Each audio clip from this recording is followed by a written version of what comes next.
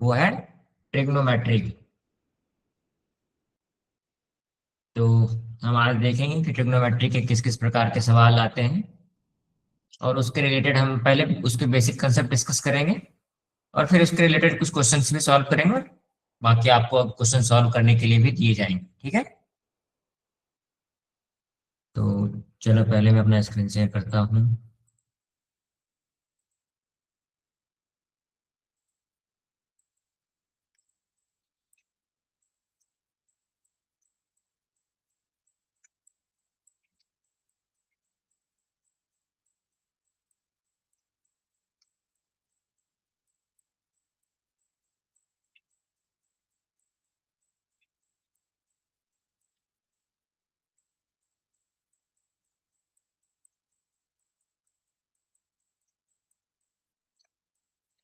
Yes.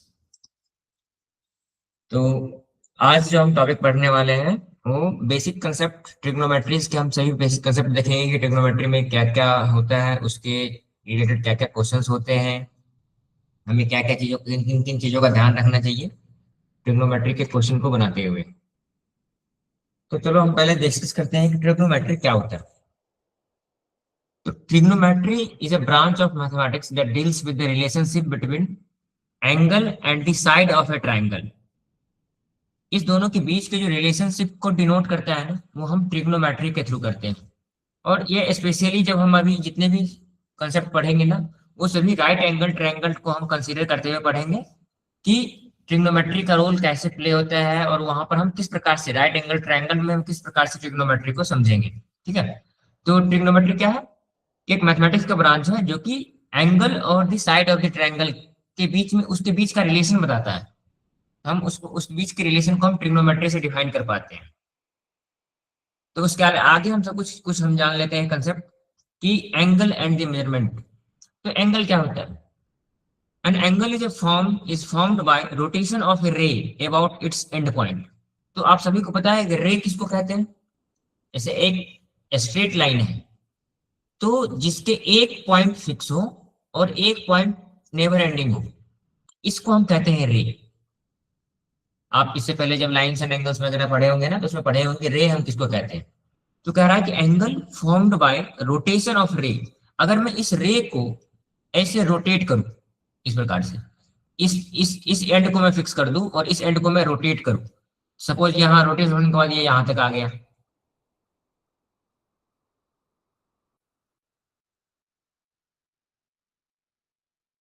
Rotation के बाद suppose ये लाइन ये रे यहां पहुंच गया, तो ये जो डिस्टेंस कवर हुआ है ना यहां से यहां तक के रोटेशन में, इसको हम बोलते हैं एंगल। तो यही कह रहा है angle is formed by rotation of ray about its end point. Suppose this end point, this is the end point O of this ray. So this ray is rotating on its end point O, and suppose it has come here. So the distance covered from here to here. So this is measured. Whatever is this distance, this is called angle. अब angle के ना दो unit होते हैं, एक होता है degree, एक होता है रेडियन। तो हम डिग्री किसको कहेंगे और रेडियन किसको कहेंगे? देखो इसमें क्या है ना कि जब सपोज ये रे एक कंप्लीट रोटेट करके वापस अपने इनिशियल पोजीशन पे आ जाए, तो इस कंप्लीट रोटेशन में जो ये कवर होता है ना distance, this is this is full rotation.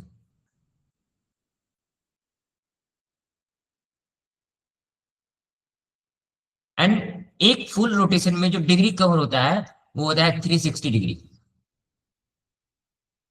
तो ये तो हम समझ लिए कि डिग्री। अब एक हमारा एंगल को मेजर करने का एक दूसरा यूनिट होता है रेडियन। तो पहले हम देख लेते हैं कि रेडियन क्या होता है, मतलब कि रेडियन हम कितने इक्विवेलेंट को रेडियन कहेंगे। तो इसके लिए मैं पहले इसको इरेज कर दूं आपके लिए। सो देखो रेडियन क्या होता है कि suppose this is a circle and this is radius R. So हर एक सर्कल का एक रेडियस होता है, आप सभी को पता है। तो angle subtended by the arc equal to the radius.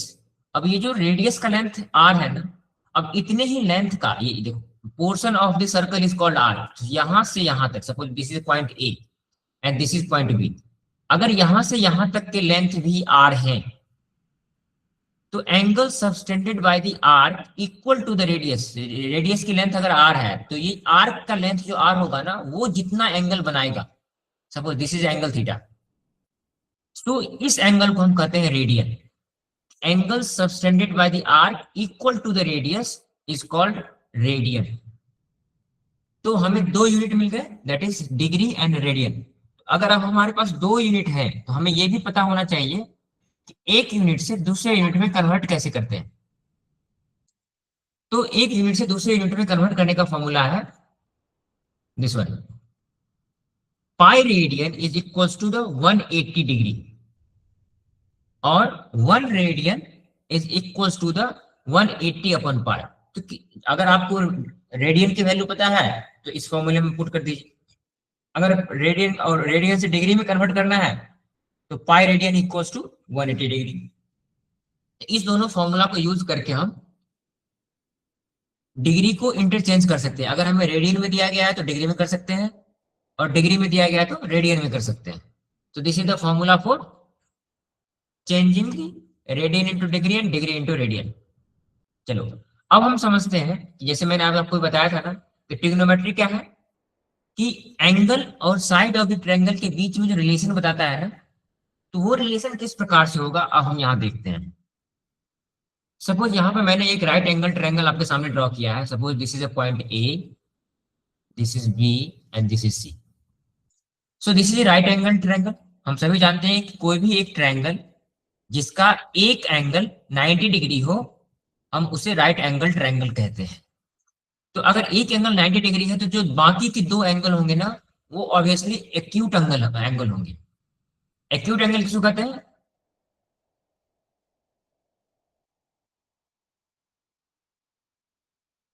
So acute angle is any angle which is less than 90 degree.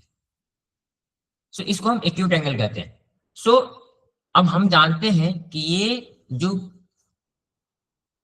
Some of all the angles in a triangle is 180 degree. अगर एक एंगल 90 डिग्री है, तो obviously कि बाकी दोनों का सम 90 degree होगा, और बाकी दोनों का सम 90 डिग्री कब होगा? जब दोनों एंगल 90 डिग्री से छोटा ही होगा, तभी तो दो एंगल है। 0 डिग्री हो नहीं सकता ना। तो जो एक दूसरा एंगल होगा, दिस विल बी या एक्यूट एंगल। अगर अगर हम यहाँ भी कोई एक एंगल मांग लें, तो ये भी एक एक्यूट एंगल होगा। तो let theta be an acute angle in a right angle triangle. So we have considered this angle as theta which is an acute angle, we know. तो अब हम ये देखेंगे कि इस एंगल और बाकी साइड ऑफ द ट्रायंगल के बीच में हम कैसे रिलेशन बनाते हैं। तो सबसे पहले है साइन थीटा। तो साइन थीटा की वैल्यू हम कैसे निकालते हैं? तो sine theta is equals to the perpendicular upon hypotenuse. अब देखो, एक राइट एंगल ट्रायंगल में हम इस लेंथ को, ए सी लेंथ को क्या कहेंगे? हाइपोटेन्यूज। ए बी लेंथ को कहते हैं base, and B C length को कहते हैं परपेंडिकुलर। तो इसको आप ना दो तरीके से याद रख सकते हैं। या तो आप इस प्रकार से याद रख लीजिए कि परपेंडिकुलर अपॉन हाइपोटेन्यूज, और इसको आप ऐसे भी लिख सकते हैं, दिस इज एंगल थीटा।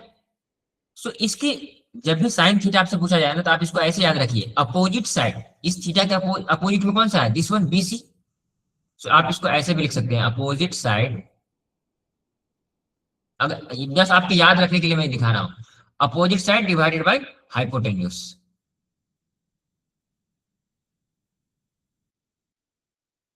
इस दोनों में से आप कोई भी एक याद रख लीजिए कि sine theta is equals to either perpendicular upon hypotenuse.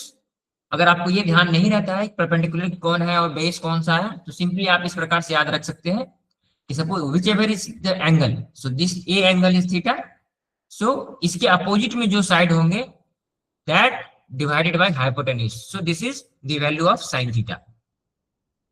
उसी प्रकार से अगर मैं आपको बोलूं कि find relation between cos theta and the side of the triangle, so this is base upon hypotenuse, so this is base and this is hypotenuse.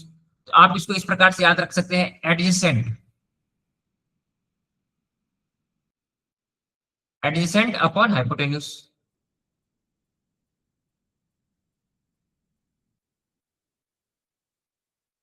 क्यों? देखिए, इस थीटा के जस्ट बगल में ये साइड है ना, ए बी साइड जो है वो थीटा के एडजेसेंट, मतलब क्या होता है? बगल में। तो आप इसको या तो इस प्रकार से याद रखिए कि बेस अपॉन हाइपोटेन्यूज और एडजेसेंट अपॉन हाइपोटेन्यूज। उसी प्रकार से जो थर्ड हमारा है tan theta. What is tan theta? Perpendicular upon base. और हम एक चीज जानते हैं ना कि sine theta upon cos theta, इसकी वैल्यू टेन थीटा होती है। तो टेन थीटा क्या हो जाएगा? Perpendicular upon base. अगर हम इस दोनों को डिवाइड करें, जैसे ये है ना, मैं जस्ट आपके रेफरेंस के लिए लिख रहा हूं, परपेंडिकुलर अपॉन हाइपोटेन्यूज है साइन थीटा, और हम इसको डिवाइड कर देंगे हाइपोटेन्यूज अपॉन बेस। क्यों? कि sine theta divide by cos theta, ये हाइपोटेन्यूज हाइपोटेन्यूज कट जाएगा, ये क्या हो जाएगा? P by B, perpendicular upon base. देखो वही यहाँ पे ना, परपेंडिकुलर अपॉन बेस। जस्ट इसको कन्वीनियंट के लिए आप याद रखने के लिए इस प्रकार से लिख सकते हैं कि tan theta is equal to perpendicular this one, so this is opposite of A. सो आप इसको इस प्रकार से याद रख सकते हैं कि अपोजिट डिवाइडेड बाय एडजेसेंट। तो जो भी आपके लिए सही तरीका है आप उस प्रकार से इसको याद रख सकते हैं कि sine theta cos theta and tan theta, sine theta is equal to perpendicular by hypotenuse, cos theta is equals to base upon hypotenuse and tan theta is equals to perpendicular upon base। और इसको इस प्रकार से याद रख सकते हैं, opposite upon hypotenuse, adjacent side upon hypotenuse, opposite side upon adjacent side. अब हम अगर sine theta cos theta and tan theta एक बार हमें मालूम चल गया, तो ये तीनों जो है क्या है, cosec theta is equal to क्या होता है? One upon sine theta. तो अगर sine theta perpendicular upon hypotenuse है तो वन अपॉन साइन थीटा क्या हो जाएगा? Hypotenuse upon perpendicular. जस्ट उसका रिवर्स हो जाएगा, उसका रेसिप्रोकल हो जाएगा। उसी प्रकार से sec theta is equal to one plus cos theta. So cos theta का क्या है? बेस अपॉन हाइपोटेन्यूज, तो इसका रेसिप्रोकल क्या हो जाएगा? Hypotenuse upon base. And similarly is the cot theta, that is one upon tan theta, so which is equal to the reciprocal of perpendicular upon base, so base upon perpendicular. तो ये तीन formula हमें पहले तीन formula से derive होता है।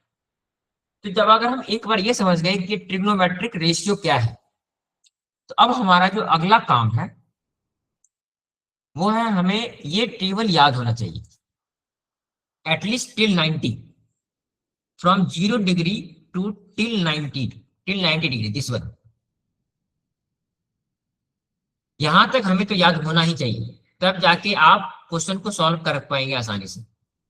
अगर यहां तक याद है तो इसके आगे की वैल्यू को मैं आपको बताऊंगा एक तरीका, उससे आप आसानी से याद रख सकते हैं। तो देखिए ये आपको हमेशा याद होना चाहिए कि 0 डिग्री पे, 30 डिग्री पे, 45, 60 या 90 डिग्री, इन सभी मेजर्स पे आपको साइन कॉस टेन, अगर इस तीनों की वैल्यू पता है, साइन की वैल्यू पता है, कॉस की वैल्यू पता है और टेन की वैल्यू पता है, तो इस तीनों की वैल्यू आप रेसिप्रोकल निकाल के भी निकाल सकते हैं।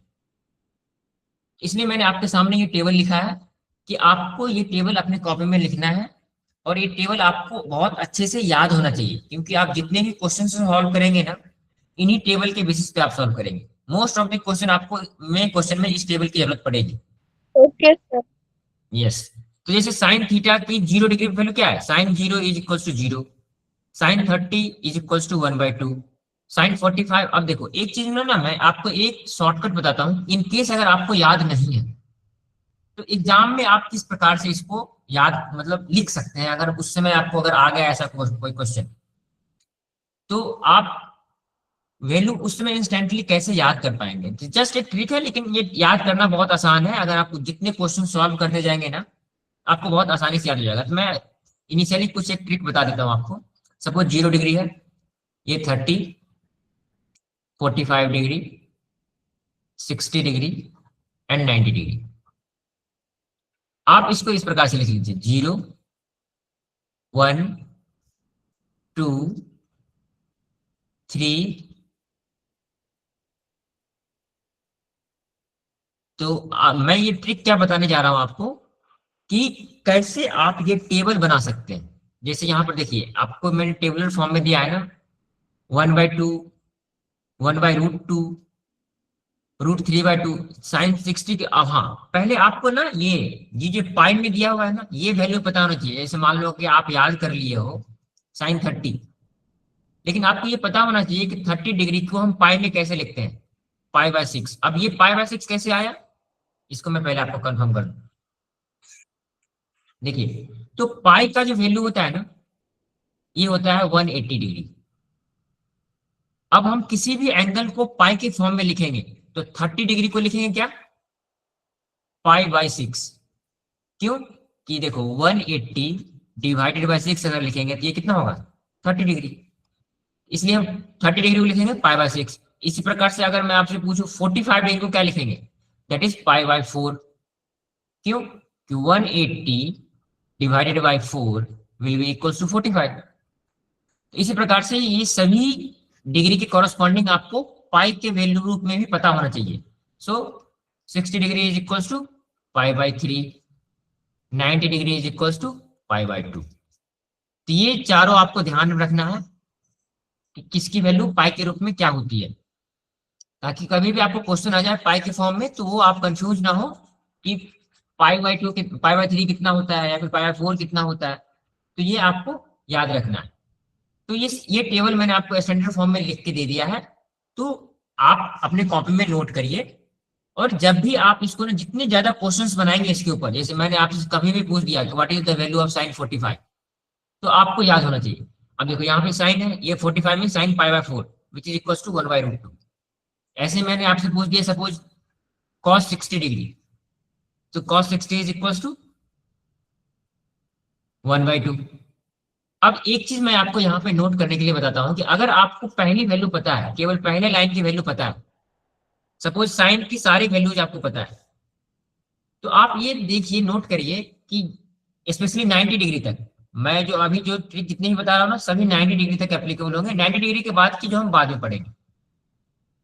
तो एक चीज आप यहाँ पर नोट करिए कि जो साइन 90 की वैल्यू है वो कॉस 0 की वैल्यू है। मतलब हमेशा जो होगा sine 90 is always equal to cos 0। उसी प्रकार से आप रिवर्स ऑर्डर में आएंगे, साइन 60 की जो वैल्यू है वो कॉस 30 की वैल्यू है। देखो यहाँ पे भी √3/2, यहाँ पर भी √3/2। तो ये अभी जो मैं आपको ट्रिक बताने जा रहा था कि अगर आपको फर्स्ट लाइन याद है तो ये टेबल ना आप खुद से बना सकते हैं। कैसे, देखिए 0 degree, 30 degree, 45 degree, 60 degree and 90 degree. तो अगर आपको साइन की वैल्यू पता है, suppose sine 0 is 0, sine 30 is 1/2, sine 45 is 1/√2। जितनी बार आप अपनी कॉपी में लिखेंगे ना, या फिर जितनी बार इसको बोलेंगे याद रहेगा उतनी बार। जितनी बार मैं लिख रहा हूं आप अपने कॉपी में भी लिखिए मेरे साथ साथ। तो साइन 60 इज इक्वल टू √3/2। मैं आपको ये टेबल खुद से बनाना बता रहा हूँ कि आप ये टेबल कैसे बना सकते हैं। और साइन 90 इज इक्वल टू 1। अब देखो, अगर हमें ना साइन की वैल्यू अगर पता है तो कॉस की वैल्यू हम कैसे बनाएंगे। हम सिंपली क्या करेंगे ना, इसको यहां से रिवर्स ऑर्डर में लिख देंगे। जैसे है ना कि 1√3/2, 1/√2, 1/2, 0। पहले यहां लिख देते हैं 1√3/2, 1/√2, 1/2। हाँ बोलो, कुछ बोल रहे हो आप ओम। यस। तो अब ये चीज आप देख पा रहे होंगे कि जो साइन 90 की जो वैल्यू है, दिस वन, दिस, तो कॉस 0 की वही वैल्यू है।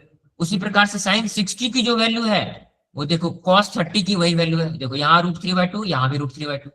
हाँ, साइन 45 एंड कॉस 45 ये एक ऐसा है जो दोनों हमेशा बराबर होते हैं। That is 1/√2 and 1/√2। अब देखो, साइन 60 की जो वैल्यू है 1/2, वो कॉस साइन 30 की जो वैल्यू है 1/2, वो कॉस 60 की वैल्यू 1/2। मतलब ऐसे दो एंगल, जैसे ए और बी, अगर इसका सम 90 डिग्री हो तो जो साइन, अगर साइन ए की वैल्यू जो होगी वो कॉस बी की वैल्यू होगी। मतलब उस दोनों का सम अगर 90 डिग्री है तो साइन और कॉस हमेशा उसके बराबर होंगे। फॉर एग्जाम्पल ऐसे साइन 30, तो 30 में हम क्या जोड़ेंगे, 90 हो जाएगा तो 60 जोड़ेंगे ना, तो कॉस 60 की वही वैल्यू होगी जो साइन 30 की वैल्यू होगी। देखो यहाँ पे देखो कॉस 60 की वैल्यू 1/2 है ना।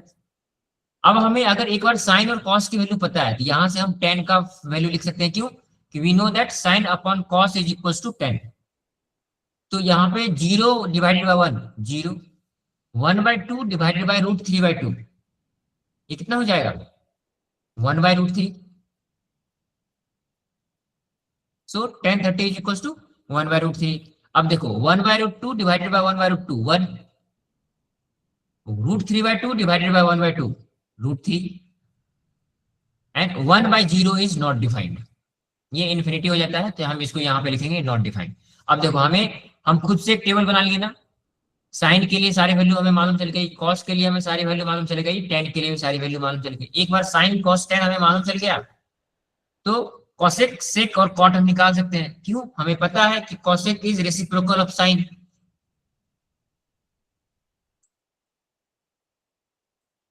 तो यहां से हम इस टेबल को अगर आगे हम लिखेंगे तो cosec will be reciprocal of sine.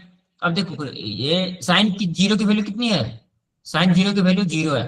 तो कॉसेक की जीरो मतलब 1/0 क्या होता है? Not defined. तो हम कॉसेक की जो जीरो वैल्यू लिखेंगे दैट इज नॉट डिफाइंड। उसी प्रकार से cosec 30, so cosec 30 will B reciprocal of sin 30, that is 1/2, 1/2 का रेसिप्रोकल हो जाएगा 2। cosec 45 1/√2, उसका रेसिप्रोकल क्या हो जाएगा? √2। एंड cosec 60 √3/2, रेसिप्रोकल हो जाएगा 2/√3। एंड 1 के रेसिप्रोकल 1 ही होगा। इसी प्रकार से आप सेक और कॉट का निकालेंगे।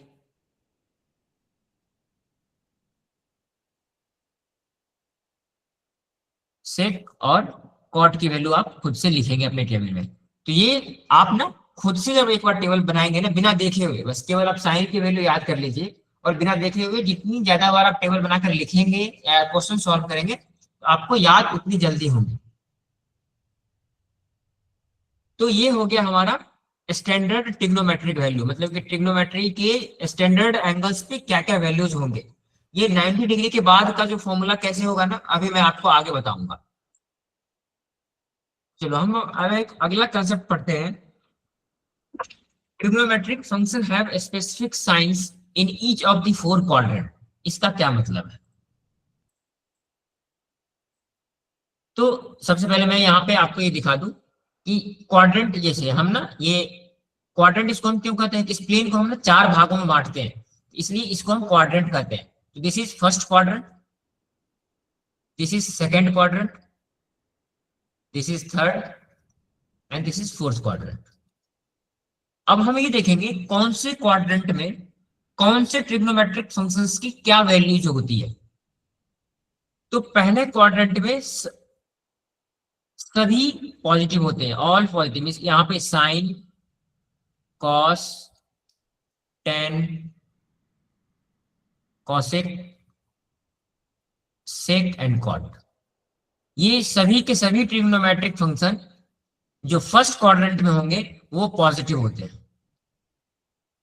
सो दिस इज ऑल पॉजिटिव।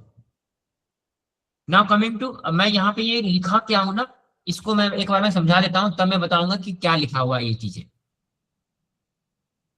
देखो अब सेकंड क्वाड्रेंट में क्या है? Only sine will be positive, rest all will be negative. Sine and its reciprocal, that is sine and cosec. Sine and cosec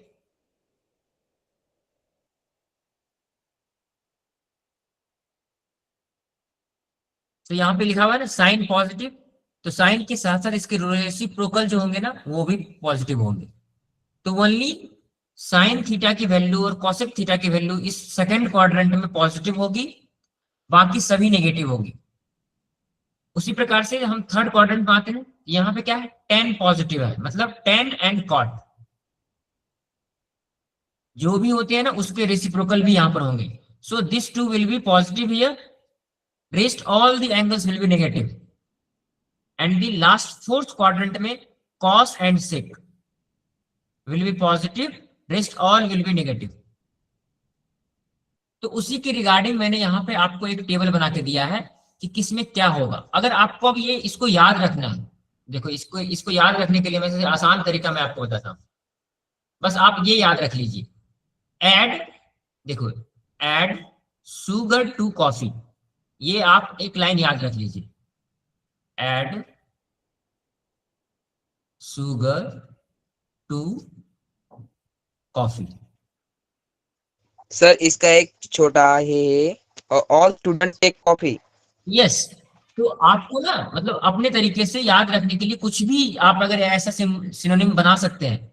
यहाँ पे ऐड शुगर टू कॉफी का मतलब है, देखो चार, यहाँ पे देखो 1 2 3 4, ये चार वर्ड क्या है, चार क्वाड्रेंट को रिप्रेजेंट करते हैं। This is first quadrant, this is second quadrant, this is third quadrant and this is fourth quadrant. तो सभी के जो ये फर्स्ट लेटर है ना, हम केवल इसको मानेंगे, A S T and C। यहाँ पे A means all, means all the trigonometric functions will be positive। यहाँ पे S है ना, तो S is for sine, sine and their reciprocal that is cosec। यहाँ पे T है ना, तो T is for tan, tan and cot। And यहाँ पे C है मतलब cos, cos and sec। तो इस प्रकार से हम याद रखेंगे कि किस क्वाड्रेंट में कौन सी वैल्यू पॉजिटिव होती है या नेगेटिव होती है। अब मैं आपको एक चीज और बताता हूं कि इसका हम इस्तेमाल कैसे करेंगे, कि पॉजिटिव नेगेटिव की क्या जरूरत है, हमें कहां पर जरूरत है। अब देखो, ये क्वाड्रेंट का मतलब है, तो जैसे यहां से लेके यहां तक ये क्या है, π/2। यहां से यहां तक 90 डिग्री है ना। अगर यहां से यहां तक पूरा देखें तो यहाँ पे ये लाइन क्या है, पाई, मतलब ये 180 डिग्री है। So this is 3π/2 and this is 2π, 2π और 0। तो देखो, अब मैं अगर आपसे पूछूं find the value of sine π/2 plus theta,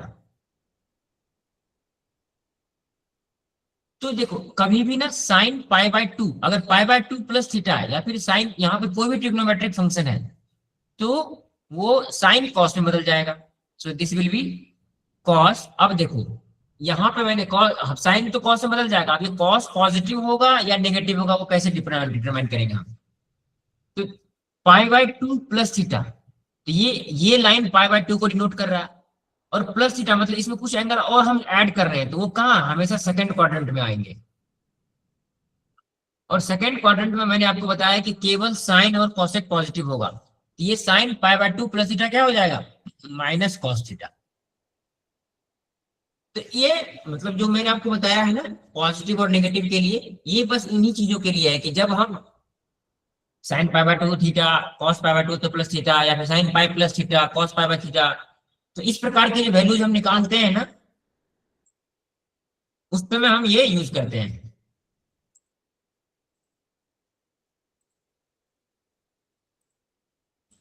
just wait for,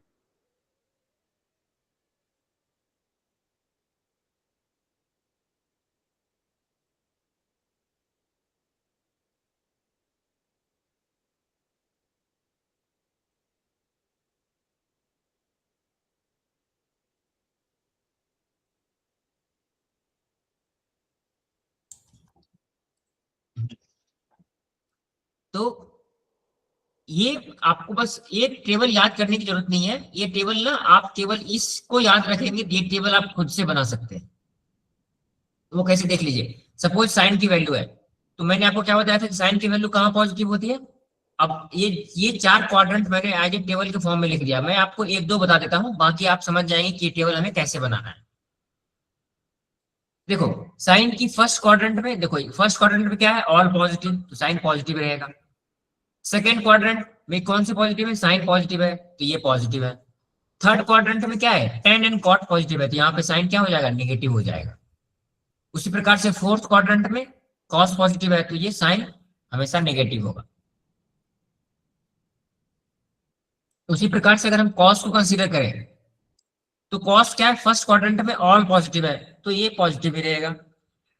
second quadrant में only sine and cosec positive होगा, बट ये कॉस है, तो इसलिए ये नेगेटिव हो जाएगा। And in third quadrant tan and cot positive है, तो cos will be negative. So in fourth quadrant cos is positive, so cos will be positive. अब देखो इसी के कॉरेस्पॉन्डिंग, जो देखो साइन के कॉरेस्पॉन्डिंग जो ये कॉसेक है,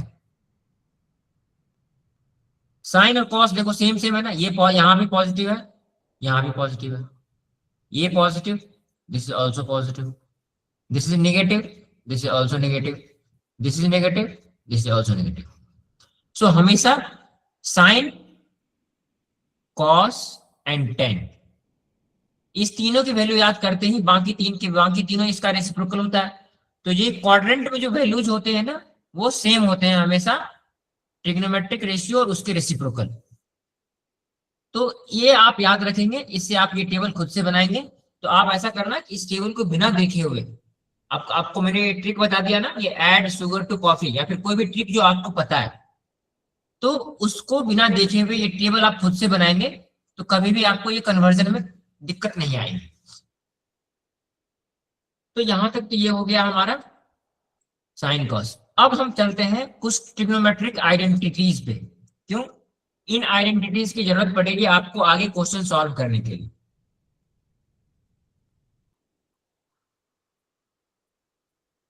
तो जो हमारा सबसे पहला आइडेंटिटी है, that is sine square theta plus cos square theta is always equals to 1।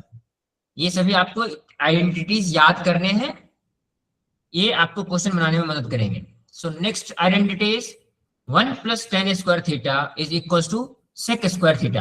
अच्छा, आप सभी लोग क्लास 11th में जो ट्रिग्नोमेट्री चैप्टर है वो पढ़े हैं? आपके class 11th? Yes sir. Yes, बहुत अच्छी बात है। तो ये सभी आइडेंटिटीज आप वहां भी पढ़े होंगे ना? तो next identity, yes sir. Yes, very good. तो next identity is 1 plus cot square is equals to cosec square theta. ये तीनों आइडेंटिटी आपको याद रखने हैं। इस आइडेंटिटी से फिर और बहुत सारे आइडेंटिटी भी निकल कर आते हैं। तो most of the time question solve करने में आपको इन आइडेंटिटीज की जरूरत पड़ेगी। अब देखो, नेक्स्ट इज कंप्लीमेंट्री एंगल्स। तो sign pi by 2 minus theta. अब देखो यहाँ पे ये साइन 90 थीटा लिखा हुआ है ना, तो इसको हम इस प्रकार से भी लिख सकते हैं ना, sign pi by 2 minus theta. एक चीज मैं आपको बताता हूं कि कभी भी ये साइन, कॉस और टेन, इसके एंगल पूछे जाए ना, पाई बाय 2 माइनस थीटा, मैं यहाँ पे तीन चीजें और बता देता हूँ, पाई बाय 2 माइनस थीटा। तो कभी भी sign pi by 2 minus theta, और एक साथ में यहाँ पर मैं लिख सकता हूँ साइन, कॉस एंड टेन। अब मैं यहाँ पे लिखता हूँ पाई by 2 plus theta, pi by 2 plus theta and pi by 2 plus theta. अब ये मैं आपको क्यों बताता हूं। तो कभी भी sign pi by 2 plus theta हो या माइनस थीटा हो, इक्वल्स टू में क्या हो जाएगा, साइन है तो ये कॉस में बदल जाएगा। तो which will be equals to sine. अब पाई बाय 2 माइनस थीटा और प्लस थीटा में क्यों लिखा हूं, वो देखिए यहाँ पे, देखिए सपोज ये एक क्वाड्रेंट है और this line is pi by 2, तो पाई बाय 2 माइनस थीटा वो ऑलवेज क्या हो जाएगा, फर्स्ट क्वाड्रेंट में आएगा, और यहाँ पे सभी पॉजिटिव होते हैं। तो पाई बाय 2 माइनस थीटा जो हो जाएंगे वो सभी पॉजिटिव इसमें आएंगे। तो ये sine pi by 2 minus theta क्या हो जाएगा, cos theta. Cos pi by 2 minus theta क्या हो जाएगा, ये हो जाएगा sine theta. And tan pi by 2 minus theta is equals to cot theta. ये आपको ध्यान रखना है।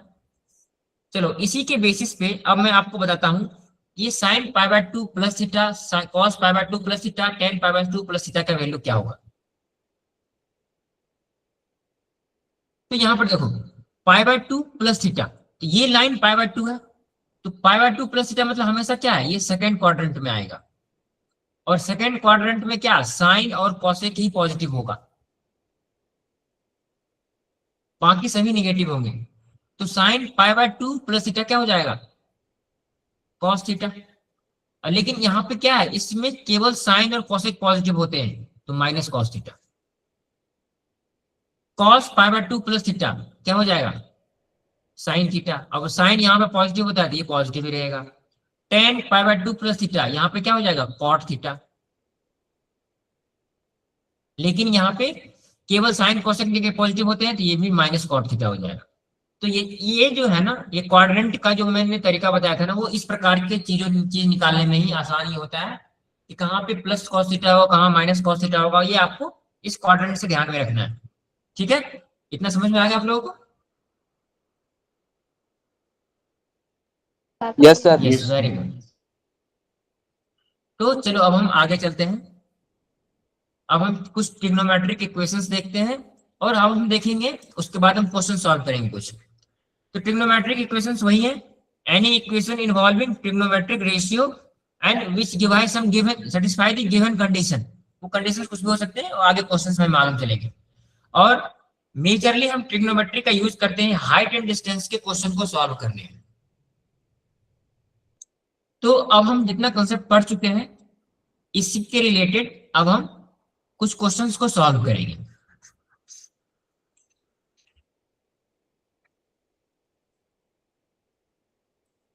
सबसे पहला क्वेश्चन, चलो ऑप्शन में हाइड कर देता हूं।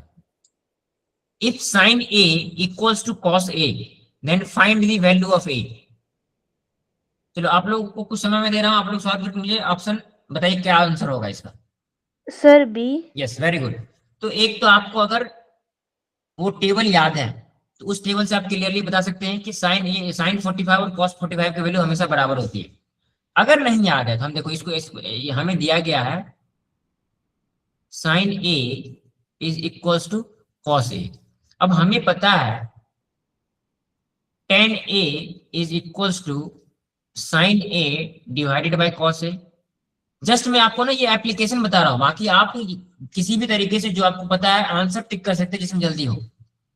तो हम देखो sine A by cos A, अब हमें पता है कि sine A is equals to cos A, तो ये क्या हो जाएगा, ये कैंसिल आउट होकर 1 हो जाएगा। तो इससे हमें मालूम चल गया कि tan ए की जो वैल्यू है वो 1 है। और tan कितने डिग्री पे वैल्यू 1 होती है, tan 45 पे 1 होती है। तो आप दोनों तरीके से सॉल्व कर सकते हैं। अगर आपको वैल्यू डायरेक्टली याद है तो बहुत अच्छी बात, नहीं तो आपको ये tan ए की tan 45 की अगर वैल्यू पता है उससे भी आप लिख सकते हैं। That is this answer, option B is the correct answer. चलो next question.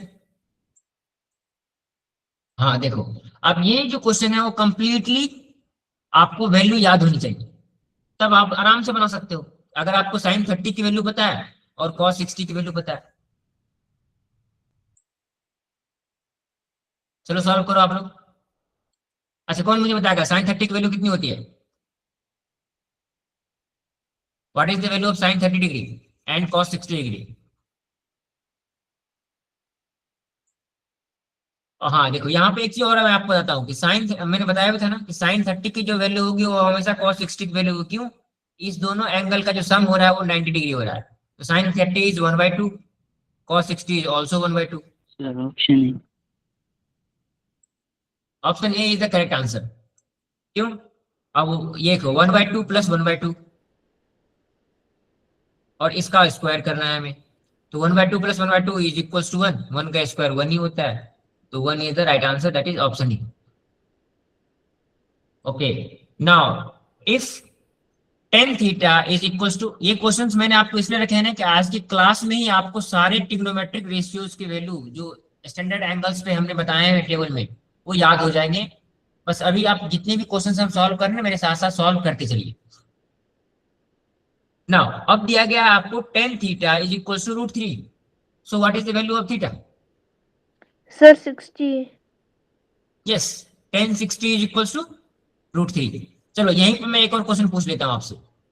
If tan theta is equal to 1/√3 find the value of theta. Sir 30। Yes very good. So tan 30 is equal to 1/√3, so theta is equal to 30 degree. तो यहाँ पर theta की value क्या हो जाएगी? 60 degree. Okay now next question number 5। If sec theta is equal to 2 then what is the value of cos theta? अब एक चीज मैंने आपको बताया था ना कि sec theta is equal to 1/cos theta. तो जो sec थीटा की जो वैल्यू होगी 1 that value will be the cos theta. तो क्या होगा answer? 1/2। Yes, option A is the correct answer. ये सभी आप ऑलरेडी पढ़े हुए हैं, आपको जल्दी जल्दी आंसर करना है।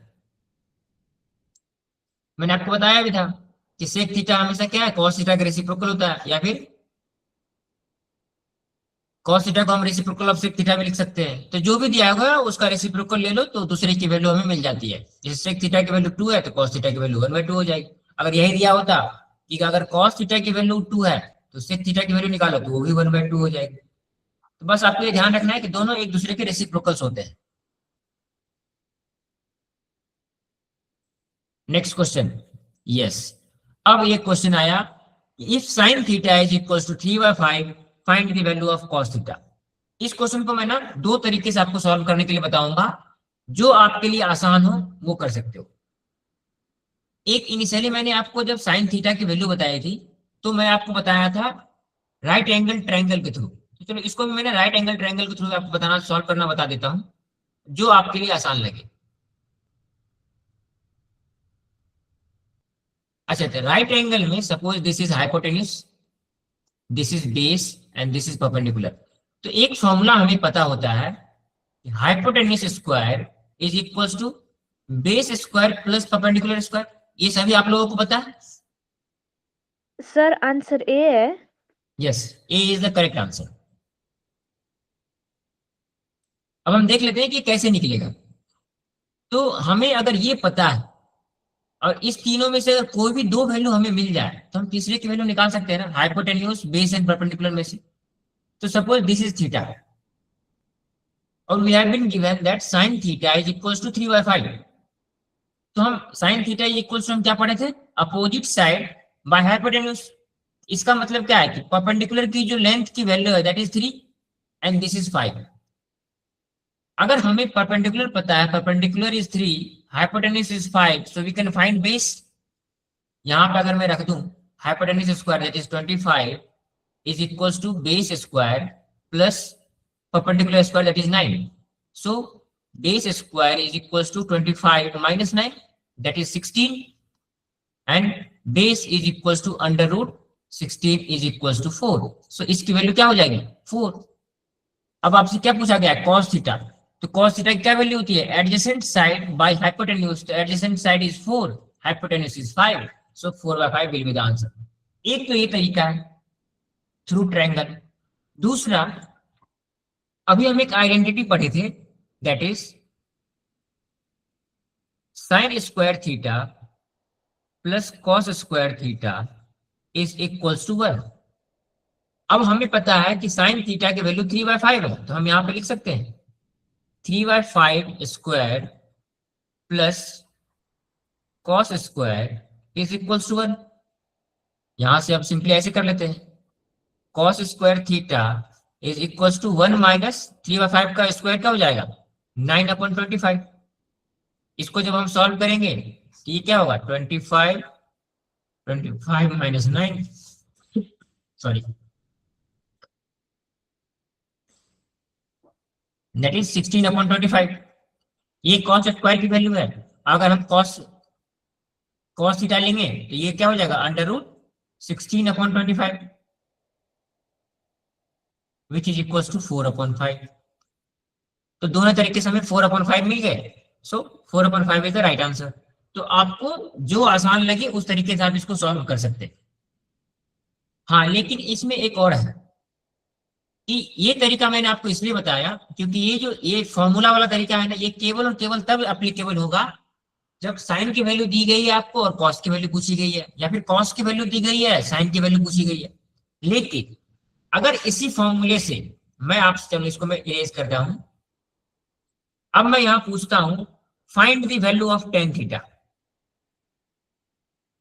चलो आप लोगों में से मुझे कौन बताएगा what will be the value of tan theta?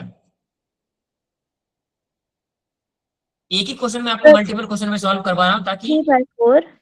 Yes, very good, 3/4।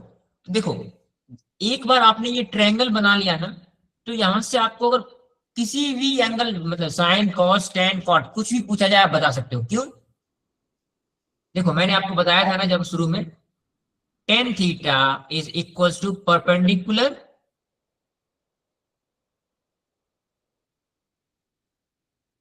Upon base. अब देखो इस ट्रायंगल से हमें पता है परपेंडिकुलर की वैल्यू 3 है और बेस की वैल्यू 4 है, so tan theta will be equals to 3/4। तो आप दोनों मेथड सीख लीजिए, जिस क्वेश्चन में जो एप्लीकेबल होगा वो आप अप्लाई करके इसका वैल्यू निकाल सकते हैं। चलिए next question,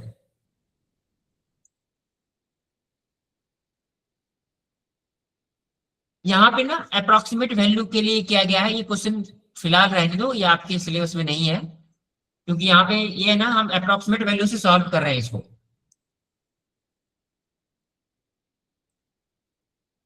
again this is the same question. Yes, come to question number 5. Find the value of sin 30 into cos 30 plus cos 30 into sin 30. अब देखो यहाँ पर ना एक दो चीजें हैं आपके पास, या तो आपको सभी वैल्यू पता है सिंपली आप इसके वैल्यू पुट करके मल्टीप्लाई कर दो और फाइनल आंसर निकल जाएगा, और एक फॉर्मूला होता है साइन ए प्लस बी। आप सभी ये सारे फॉर्मूला 11th क्लास में पढ़े हैं क्या? Sign A plus B, cos A plus B की वैल्यू कैसे निकालते हैं? यस। हाँ, तो यहाँ पे हम ना वो देखो एक चीज दिखाता हूं मैं आपको। साइन ए प्लस बी क्या होता है? Sine A into cos B plus cos A into sine B. अब देखो यहाँ पे ना ये इस फॉर्म में लिखा हुआ है साइन ए, मतलब सपोज अगर A, if A is 30 degree and B is 60 degree, तो sine A into cos B that is sine 30 into cos B plus cos A into cos sine B, so cos 30 into sine B. इसको हम लिख सकते हैं sine A plus B that is sine 30 plus 60 which is equal to sine 90। और हमें sign 90 की value पता है हुआ है। अगर आपको ये फॉर्मूला याद नहीं है, सपोज एग्जाम में ये फॉर्मूला आपको नहीं याद है, तो आप सिंपली क्या करेंगे कि यहाँ पे सभी की वैल्यूज रख के चले जाएंगे और उससे साइन 30 की वैल्यू 1/2, उसी प्रकार से cos 60 की वैल्यू, cos 30 की वैल्यू, sin 60 की वैल्यू, ये सभी वैल्यू आपको ट्रिग्नोमेट्रिक टेबल से याद है। यहाँ पे रख के मल्टीप्लाई कर दिए और फिर उसको ऐड कर दिए, तो फाइनल आंसर जो निकल के आएगा वो होगा 1। तो इस प्रकार से आप इस क्वेश्चन को दोनों तरीके से सॉल्व कर सकते हैं। नेक्स्ट, तो अगला जो क्वेश्चन है वो कंप्लीटली वैल्यूज पे डिपेंडेंट है। tan 45 plus 2 into sine 30। तो आप इसको ना बार बार सॉल्व करिए, इससे क्या होगा ना कि आपकी सभी पर्टिकुलर वैल्यूज क्या क्या है उसके क्या आंसर आएंगे वो आपको याद हो जाएंगे कि tan 45 की क्या वैल्यू है, साइन 30 की क्या वैल्यू है। सो tan 45 हम सभी जानते हैं, tan 45 क्या होता है 1, साइन प्लस 2 इंटू साइन 30 1/2, 2 से 2 ये कैंसिल आउट हो जाएगा, 1 plus 1 which is equal to 2। So option D is the correct answer. चलो एक बार आप फिर से आप ये बनाओ, जैसे मैंने आपको बताया था ना ऊपर कि साइन की कुछ वैल्यू दी गई थी, अब आपको दिया गया है cos theta is equal to 12/13। अब आपको यहाँ पे तीन चीजें निकालनी है। क्वेश्चन में आपको दिया हुआ sine theta, find sine theta and also tan theta. आप सभी लोग इसको सॉल्व करिए अभी। If cos theta is equal to 12/13 find sine theta and tan theta, ये दोनों आपको निकालना है। तो ये दोनों निकालने के लिए आपको ट्रायंगल वाला फॉर्मूला अपनाना पड़ेगा। साइन थीटा निकालने के लिए तो आप sign square theta plus cos square theta से निकाल सकते हैं, लेकिन टेन थीटा निकालने के लिए आपको ट्रायंगल वाला फॉर्मूला अपनाइए, या फिर अगर कॉस थीटा और साइन थीटा दोनों मालूम है तो दोनों का रेशियो ले लीजिए, उससे भी मिल जाएगा आपको। तो आप दोनों तरीके से निकाल के देखिए कि किसमें आप दोनों आपका सेम आंसर आ रहा है या नहीं।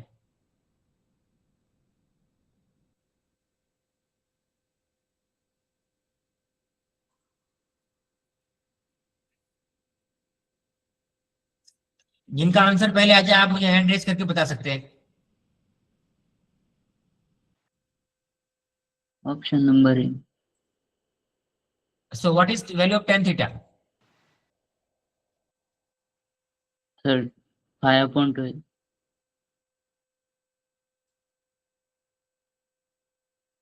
No, yes 5/12 is the right answer tan theta. sin theta की वैल्यू क्या हो जाएगी? 5/13। Good, very good. तो ये देखो इसको हम सिंपली दोनों तरीके से सॉल्व करते हैं। एक तो पहले जो हम फॉर्मूला वाला मेथड लगाते हैं ना, sine square theta plus cos square theta, ऐसा हमें पता है cos square theta plus sine square theta is equal to 1। अब हमें यहाँ दिया गया है कॉस थीटा की वैल्यू 12/13, तो 12/13 का whole square plus sine square theta is equal to 1। So sin square theta is equals to 1 minus 12 square is 144, 13 square is 169. So sin square theta is equals to 25 upon 169. तो जब हम sin theta लिखेंगे तो इसका square root ले लेंगे।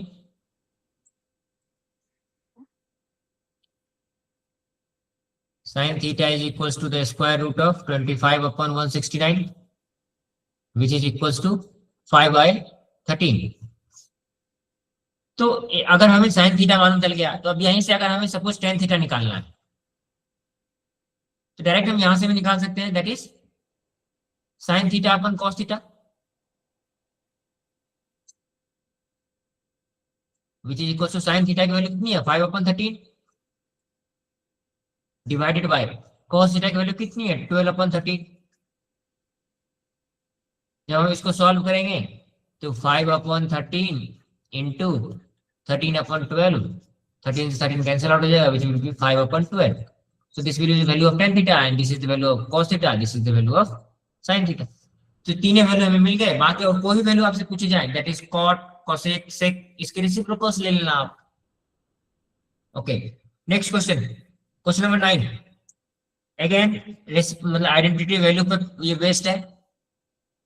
तो sine square 30 plus cos square 30, तो आपको साइन 30 की वैल्यू पता होनी चाहिए, कॉस 60 की वैल्यू पता होनी चाहिए। इससे हम वैल्यू पुट करके निकाल सकते हैं, आसान क्वेश्चन है। बाकी आगे जितने भी क्वेश्चन हैं मैं आपको भी सॉल्व नहीं कर पाऊंगा क्योंकि ये सभी क्वेश्चन वैल्यू बेस्ड है। चलिए अब हम क्वेश्चन सॉल्व करेंगे हाइट एंड डिस्टेंस के। ये सारे आज होमवर्क रहेंगे, आपको ये वर्कशीट मिल जाएगा, आप खुद सॉल्व करेंगे इसको क्योंकि ये सभी क्वेश्चन जो है वो वैल्यू पर बेस्ड है। तो अब हमें जब कुछ क्वेश्चन मिलेंगे ना बेस्ड ऑन दी कोई कुछ लैंग्वेज, चलो ये क्वेश्चन अब हम सॉल्व करेंगे।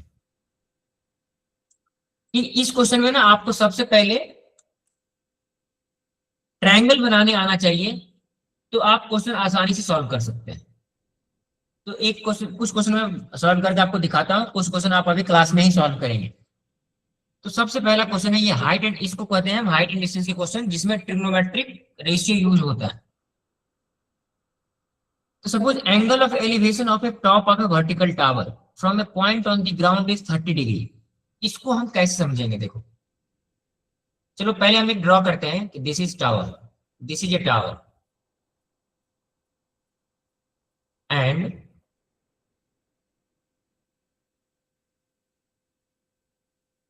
Suppose this is a ground. तो कह रहा है angle of elevation, so if this is A tower, so this is top of the tower, so angle of elevation of top of tower from a point on the ground, suppose this is a point on this ground A is 30 degree. Angle of elevation from a point means यहां से जब हम इस tower को देखेंगे, अगर ये एक लाइन ज्वाइन करते हैं तो this angle from the ground and this line, this is the angle of elevation.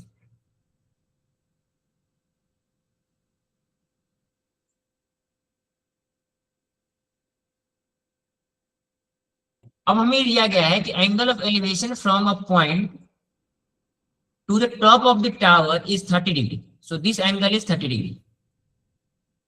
If the point is 20√3 meter away from the foot of the tower, so this is foot of the tower, so यहां से लेके यहां तक, suppose this is a O, so O से लेके बीच A यहां तक की जो डिस्टेंस है ये हमें दिया गया है 20√3। Then find the height of the tower, so you have to find this height, so let this height be h। अब ये देखो ये एक OA T, सपोज मैं टॉप ऑफ द टावर को T से डिनोट करता हूं, A is the point and O is the origin. तो suppose this is a triangle, तो अब हम ये देख सकते हैं कि this triangle is a right angle triangle. और हम ये भी पढ़े थे ना कि tan theta, so suppose this angle is theta, so tan theta is equals to this one which is height of the tower,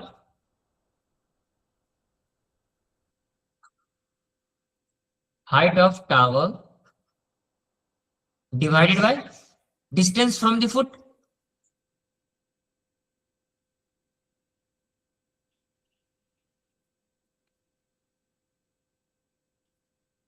तो ये हम इसमें वैल्यू अगर पुट कर देंगे तो हमें हाइट निकल जाएगा। अब देखो यहाँ पे लिखा हुआ है ना 1030, 1030 क्यों लिखा हुआ है? This angle is 30 degree. So 1030 is equals to height upon distance. हमें पता है 1030 is equals to opposite side by adjacent side. यहाँ पे अपोजिट साइड क्या है? Height is the opposite side here, and this distance from here to here, this is the distance from foot to the point. इससे हमें equation मिल जाएगा। सो हमें पता है 1030 is equals to 1 upon √3। Height नहीं पता है हमें, तो हाइट को हम h लिख देते हैं डिवाइडेड बाय √3। तो यहां से अगर हम इसको सॉल्व करेंगे तो we will get height is equals to 20 meter. इस इक्वेशन को अगर हम सॉल्व करते हैं तो ये √3 cancel out, so h is equals to 20 meter. So option C is the correct answer. ये आप सभी लोगों को समझ में आया कि क्वेश्चन हम कैसे सॉल्व किए? हाँ जी सर। Yes, very good. तो अगला क्वेश्चन ऑलमोस्ट सिमिलर है, तो इसको मैं रहने देता हूं। उसके आगे वाले क्वेश्चन हम मैं सॉल्व करता हूं, ये आप होमवर्क में करेंगे।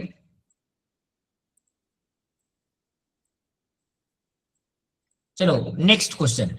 अब इसमें ना एक और कंसेप्ट है, मैं इसलिए इस क्वेश्चन में डायरेक्ट आया हूं। इसमें पहले आपको ये कंसेप्ट आपको बता दूं।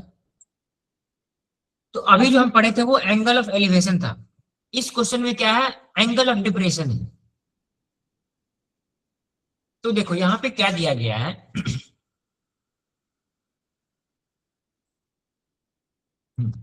from a cliff, top of a cliff, the angle of depression of top and bottom of a tower is standing on the ground. Suppose I will draw it for you. So this is the ground and there is a tower. So this is a tower. अब कह रहा है from A Cliff, suppose Cliff means किसी एक पहाड़ी की ऊंचाइयों से देखा जा रहा है। Suppose this is the Cliff point here, so I am drawing a line from here. So this is the height of the cliff, here it is cliff. So angle of depression of top and bottom of the tower, so this is the tower, so this is the top of the tower and this is bottom of the tower. So from here angle of depression, so we will draw a line from here to this point and a one line from this point to this.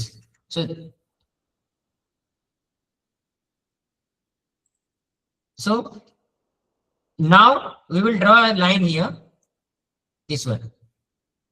So हम ये इस line से हम major करेंगे angle of depression. So this is a perpendicular line drawn parallel line from the ground. So angle of depression means angle of depression of the top of the tower. So this is top of the tower. So this is the angle of depression of the top of the tower, which is 30 degree. And angle of depression from a cliff to the bottom of the tower, this angle. So this angle is 45 degree. If the height of the tower is 10 meters, so this height is 10 meter. 10 metre क्या है? Height of the tower है। Just for your reference मैं यहाँ पे एक draw कर, इसको मैं ना इसके बराबर ड्रॉ कर लेते हैं ये। So find the height of the Cliff means हमें ये हाइट पता करनी है। तो हमें यहां से यहां तक की हाइट पता है। अगर हम ये हाइट पता कर लें, so if we find this height, तो हमें टोटल हाइट मालूम चल जाएगा। तो वो हम कैसे निकालेंगे? देखो, तो पहले हम क्या करेंगे कि हमें ये पूरे हाइट, जो ये यहां से यहां तक का ये हाइट है ना, ये दिस वन, और this is complete angle this one. So 1045, so 1045 will be equals to, मैं एक अलग से आपको एक दूसरे कलर में बना करके दिखाता हूं।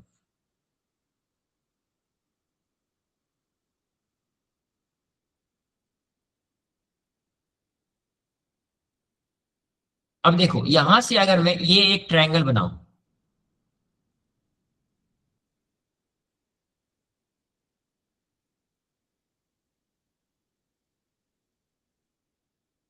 suppose I am making a triangle from this point to this point and this point.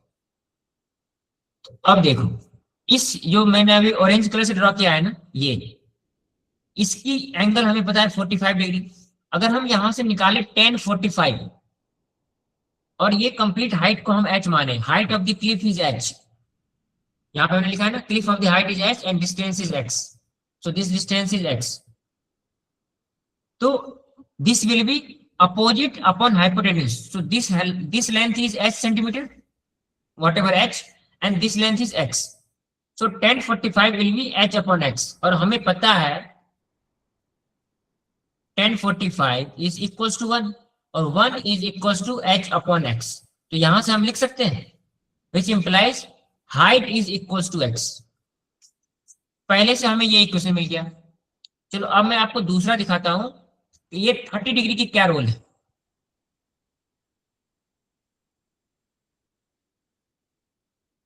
चलो अब मैं एक ट्रायंगल आपको दूसरा ट्रायंगल बना के दिखाता हूं।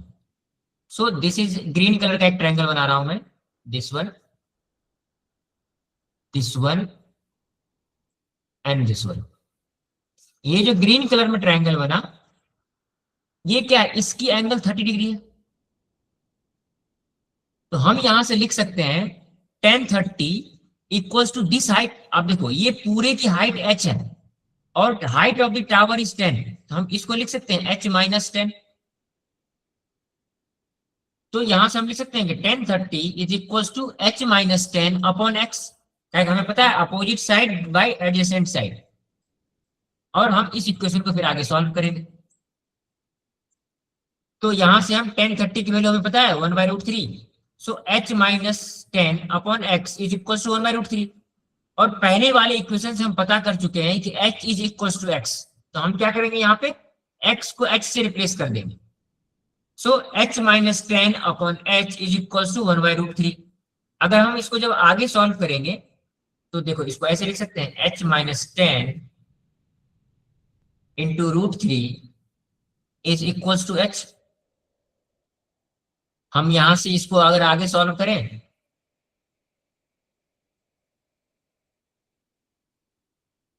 जस्ट वेट,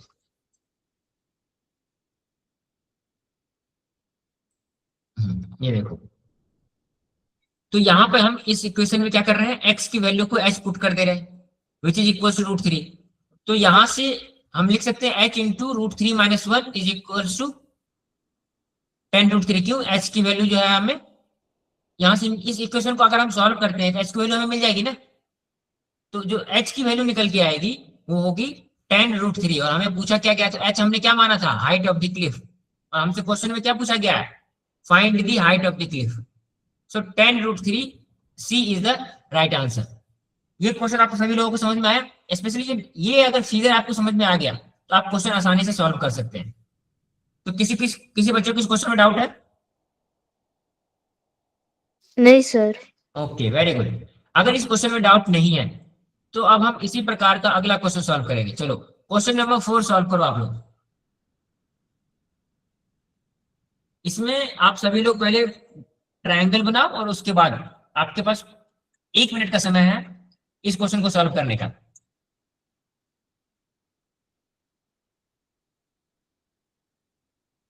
और जिनका सॉल्व हो जाएगा आंसर आप मुझे हैंड रेज करके बताएंगे।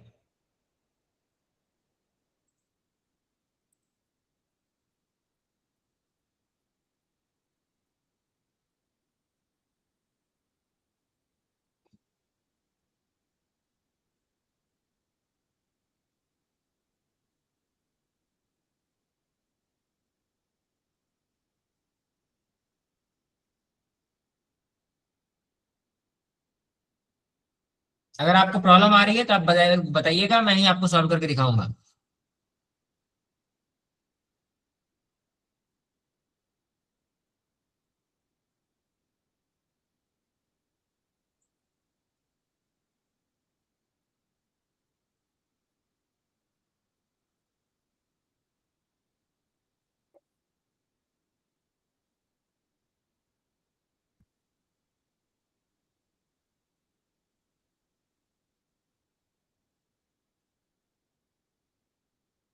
एनीवन? सर कर रहे हैं। ओके ओके करो।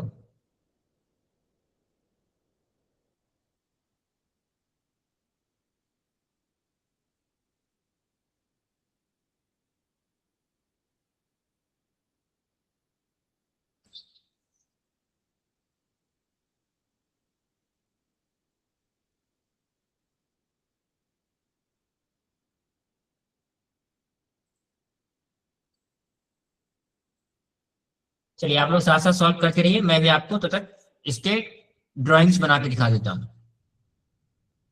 The angle of elevation of the top of a building from a point is 45 degree. Suppose एक हम बिल्डिंग बना लेते हैं। So suppose this is building,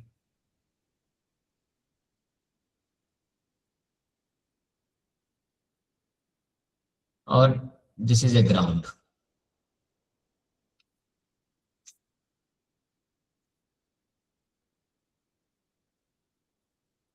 Angle of elevation of the top of the building from a point on the ground. Suppose this is a point, this is point P. So angle of elevation will be this.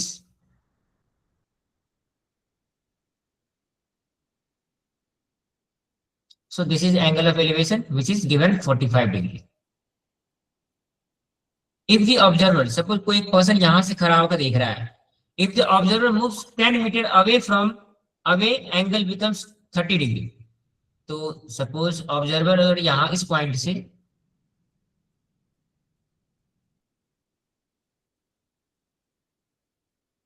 suppose observer has moved to this point Q.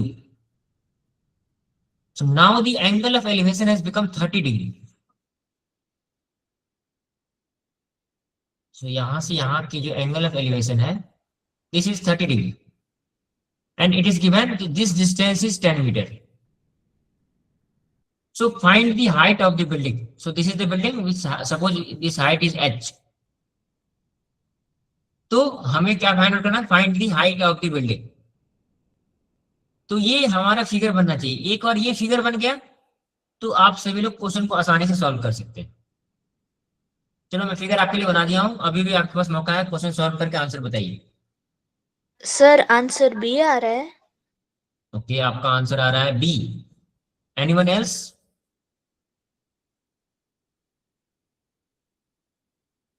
चलो ठीक है, इस question को हम solve करके देखते हैं। Correct answer is option C. आपकी हो सकती है कुछ कैलकुलेशन मिस्टेक की वजह से भी आई है, आप एक बार दोबारा रीचेक करिए। तो देखो इसको हम सॉल्व करने के लिए, हाँ जी सर, ऑप्शन सी आ रहा है, मैंने बी बोल दिया गलती से, माइनस प्लस माइनस साइन का यस थोड़ा यस यस, तो C is the right answer, very good. देखो इसको हम फिर से, जो इससे पहले जो हम क्वेश्चन सॉल्व किए हैं ना, उसी प्रकार का एक क्वेश्चन है, बस केवल इसके लैंग्वेज अलग है। तो आपका जो सबसे पहला काम होना चाहिए ना, कि क्वेश्चन की लैंग्वेज को पढ़ के ट्रायंगल बनाना। एक बार आप ट्रायंगल बना लिए, क्वेश्चन आपका सॉल्व हो गया।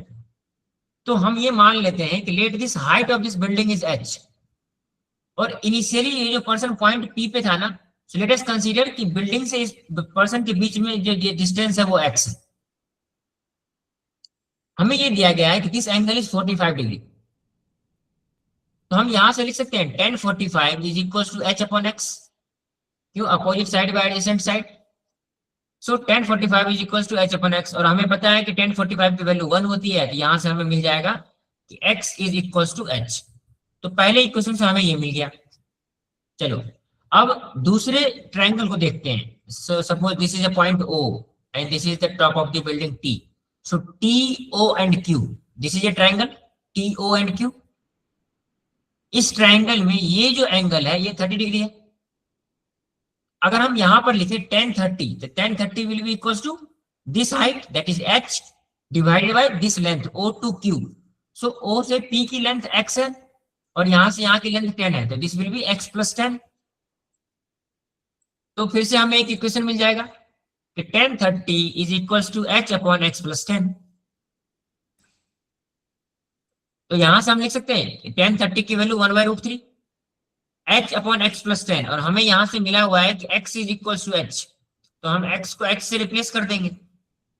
सो 1/√3 is equal to h upon x plus 10। तो क्या आप मुझे ये बताइए कि आप सभी लोगों को ये इक्वेशन सॉल्व करने में प्रॉब्लम भी है, या फिर मैं सॉल्व करके दिखाऊं, आप खुद से सॉल्व कर लेंगे? सर कर लेंगे। Yes, very good. तो जब आप इस इक्वेशन को सॉल्व करेंगे तो यहां से आपका निकल के आएगा h is equal to 10 into √3 plus 1।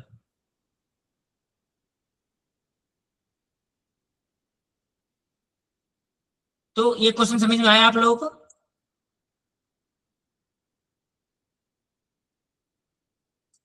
चलिए, हाँ जी सर, आ गया। Okay, very good. यस। चलिए, okay okay, so now solve question number 5। ये सिमिलर क्वेश्चन है। अभी हम कुछ हाइट एंड डिस्टेंस के क्वेश्चन सॉल्व करेंगे, एक दो क्वेश्चन और करते हैं, फिर बाकी क्वेश्चन आपको होमवर्क दिए जाएंगे।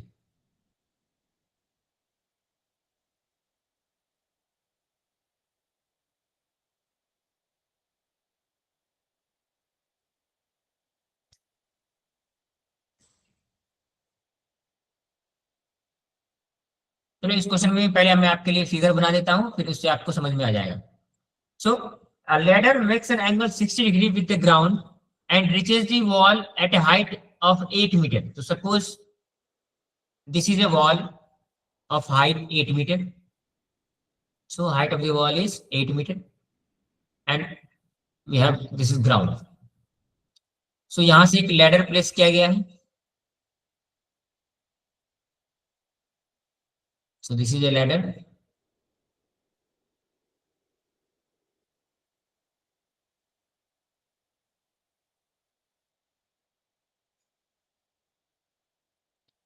क्या है? This height is 8 meter.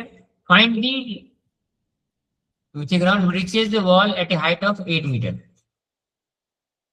So this angle is 60 degree.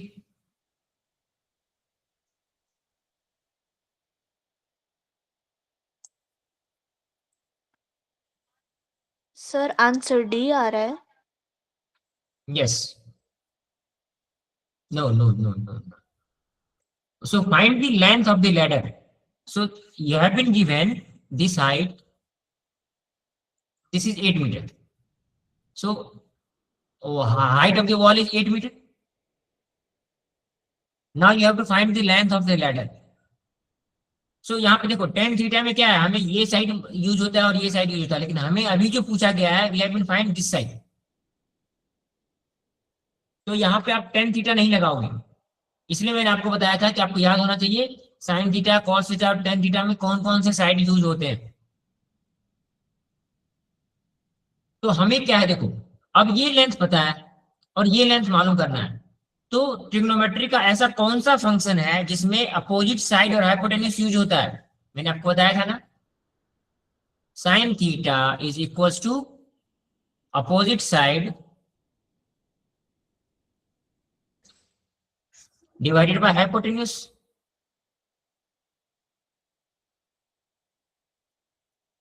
या फिर इसको लिख सकते हैं आप परपेंडिकुलर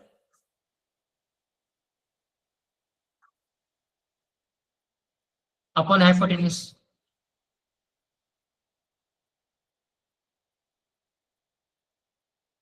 तो हमेशा ना टेन का यूज हो जरूरी नहीं है, बस हमें ये देखना है कि हमें कौन से साइड गिवन है और कौन से साइड फाइंड आउट करने, और फिर वो देखना है कि उसके कॉरस्पॉन्डिंग कौन से ट्रिग्नोमेट्रिक फंक्शंस हैं जिसमें ट्रायंगल के वो दोनों साइड यूज हो रहे हैं। तो यहाँ पे हमें हाइपोटेन्यूज फाइंड करना है और अपोजिट साइड गिवन है। तो बस इससे में फॉर्मूला लगाते हैं, तो sine theta is equal to opposite side, तो sine 60 is equal to opposite side is 8 and hypotenuse हमें नहीं पता है, तो वही हमें फाइंड आउट करने हैं h। So what is the value of sign 60? √3/2 which is equals to 8 upon h. So what will be the h? H will be 8 into 2 divided by √3, that is 16 upon √3। हाँ, किसका answer C के अलावा कुछ और आ रहा था?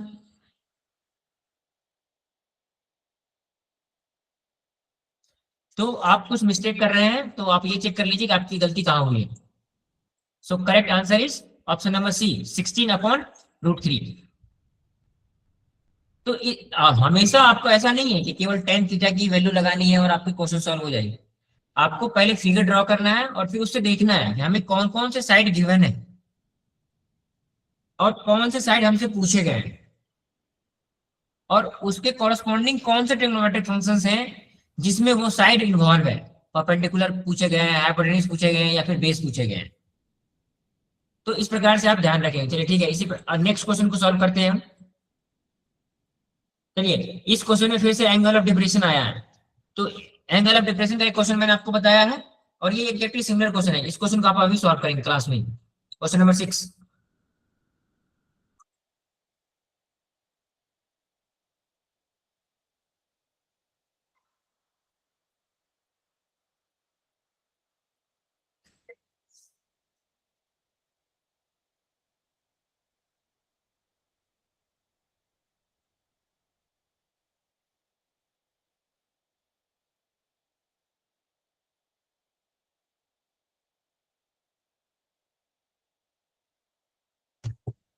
आपके लिए मैं ये फिगर ड्रॉ कर देता हूँ, सॉल्व आप खुद ही करेंगे।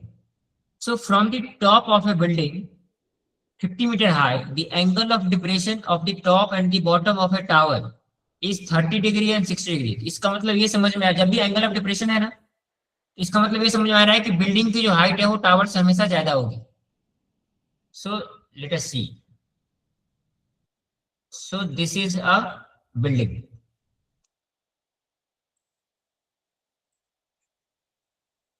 and this is a tower, this is ground and this is tower।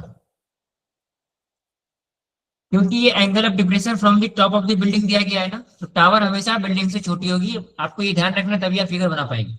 So the angle of depression of the top and the bottom of the tower, so this is the top of the tower and this is bottom of the tower. So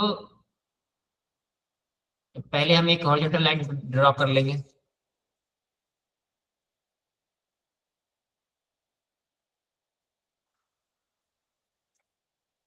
Now, so angle of depression from here, from the to the top of the tower, and angle of depression to the bottom of the tower, so is 30 and 60. It means this angle is 30 degree and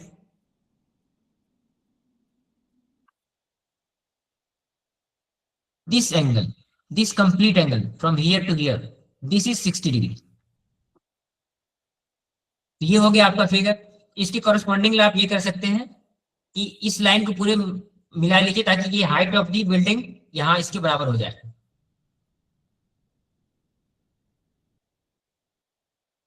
okay, सो अब हमें एक figure मिल गया, हम name कर देते हैं, suppose this is point P,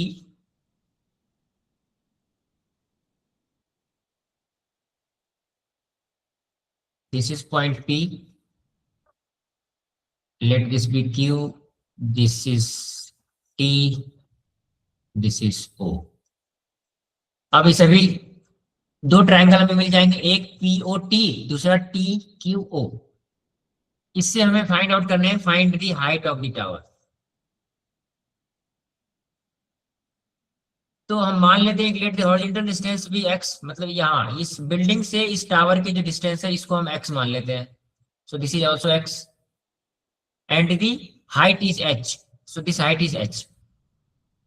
सो 1060 मतलब ये कंप्लीट यहाँ से यहाँ तक की जो है ना ये वैल्यू, ये 1060 है। So 1060 is equals to opposite side that is H, यहाँ से यहाँ तक की हाइट को हमने एच माना है। अच्छा नहीं, ये हमें दिया गया है height of the building is 50 metre. हमें क्वेश्चन में गिवन है कि height of the building is 50 metre, so this height will be 50 metre. So we are considering height of the tower as H. So अगर यहां से यहां तक ये पूरे वैल्यू 50 है तो ये क्या हो जाएगा, h माइनस 50। अब तीनों साइड की वैल्यू पता है, इसकी लेंथ x है, ये यहां से यहां तक h माइनस 50 है, कंप्लीट h है। तो अब हम इसको सॉल्व करेंगे आगे इक्वेशन बना के। तो यहां से फिर से हमें दो अलग अलग मेजर ऑफ एंगल के लिए दो अलग अलग इक्वेशंस मिलेंगे, that is 1060 is equals to 50 upon x। वो कैसे हुआ, so this complete length is 50 and this length is, यहां से यहां तक ये जो लेंथ है ये x है, so this will be 50 upon x। So यहां से हमें मिल जाएगा 1060 is equals to √3, so √3 is equals to 50 upon x, so x will be 50 upon √3। यहां से हमें x की वैल्यू मिल गई। अब हम इसको अगले इक्वेशन में रखेंगे, दैट इज 1030।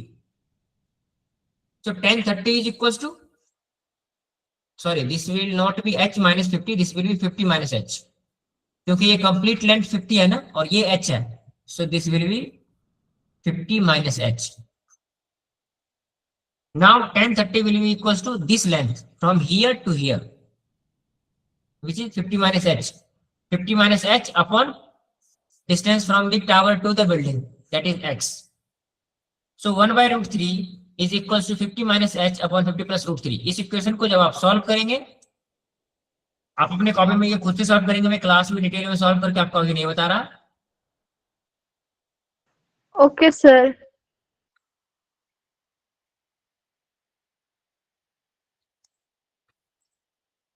चलिए अब आपका अगला क्वेश्चन है, इस क्वेश्चन का आप सॉल्व करिए।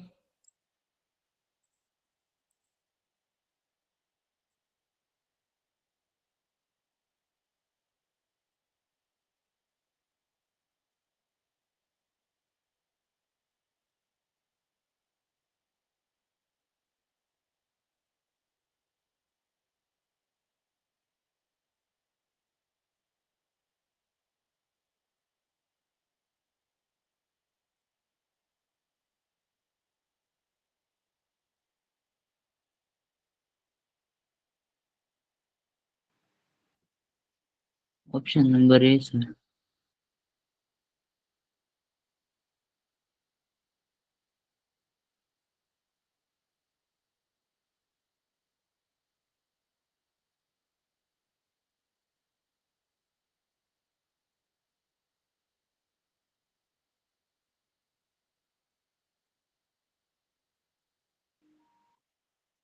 सर आप म्यूट हो।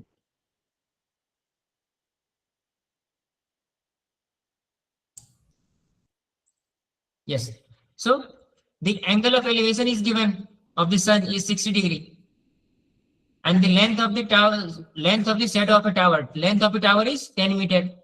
तो सिंपली आपको यहाँ पे वही टावर और वो सन का है ना, ये टावर है, इसके शैडो कितने लंबे होंगे, this is 60 degree, so 1060 will be equals to 10 upon shadow, this is the length of the shadow, so root 3 is equals to 10 upon x equals to 10 upon root 3, option B is the correct answer. आप किनका answer अलग आ रहा था, जब आपने कोई एक answer बताया था ना आप लोगों में से, तो आप ये चेक करिए कि आपका आंसर गलत क्यों था। Okay, the last question of today's class is this one.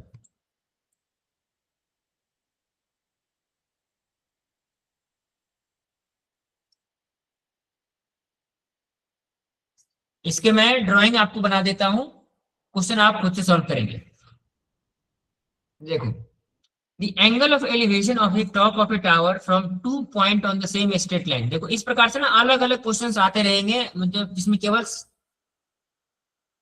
अलग डिटेल में लिखे रहेंगे, बस आपको क्या करना है कि उसके सेंटेंस पढ़ने हैं और उससे डायग्राम बनाना है। एक बार आपने डायग्राम बना लिया, question solve. So the angle of elevation of a top of a tower from 2 point on the same straight line and on the same side of the tower is 30 degree and 60 degree. So if the distance between the 2 point is 20 meter, find the height of the tower. देखो यहाँ पे क्या करना है, जैसे मैंने आपको एक टावर बनाया, ये एक टावर है, and suppose this is a ground.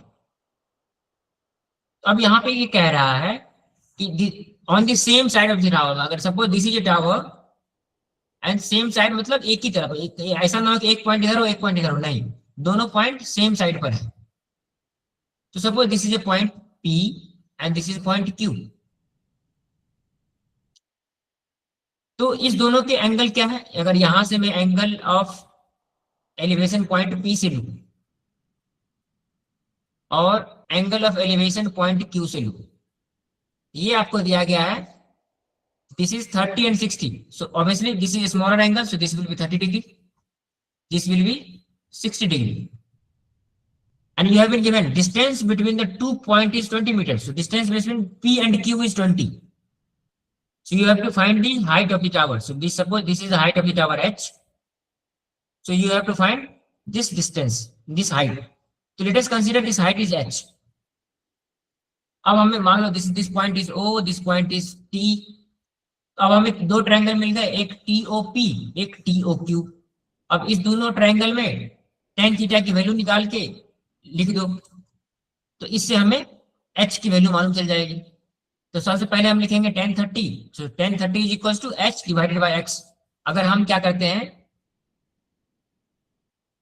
चलो इसमें मैं क्या करता हूं कि ये जो X है ना, ये X यहां से लेके यहां तक का डिस्टेंस है, so this distance is suppose X, so this will be X minus 20। अब इससे आप इक्वेशन बना लो, तो पहला इक्वेशन क्या हो जाएगा, tan 30 is equals to H upon X, so this distance upon this distance, So x is equals to h root 3. Now the next triangle is tan 60. So tan 60 will be equals to h upon x minus 20. तो यहां से हमें क्या मिल जाएगा, x minus 20 is equals to h upon root 3. क्यों? tan 60 is equals to root 3. तो यहां से हमें h की वैल्यू मिल जाएगी, that will be equals to tan root 3. ये क्वेश्चन आप लोगों को समझ में आ गया? हाँ जी सर। Yes, very good. तो इस प्रकार से जो क्वेश्चंस आपको दिए जाएंगे ट्रिग्नोमेट्री से, वो वैल्यू बेस्ड क्वेश्चंस होंगे, या फिर आइडेंटिटी के ऊपर बेस्ड होगा, या फिर हाइट एंड डिस्टेंस के क्वेश्चंस होंगे। तो आज की क्लास में हम जितने भी पढ़े हैं, आप सभी को सब कुछ समझ में आया? Yes sir. Yes, very good. किन्हीं लोगों को कुछ पूछना है तो पूछ सकते हैं आप। नहीं sir. Okay, so thank you everyone. हाँ बोलो। No doubt sir. Okay, very good.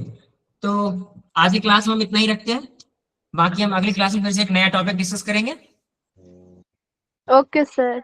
Okay, thank you everyone, bye bye, good night. Bye sir, good night. Bye bye.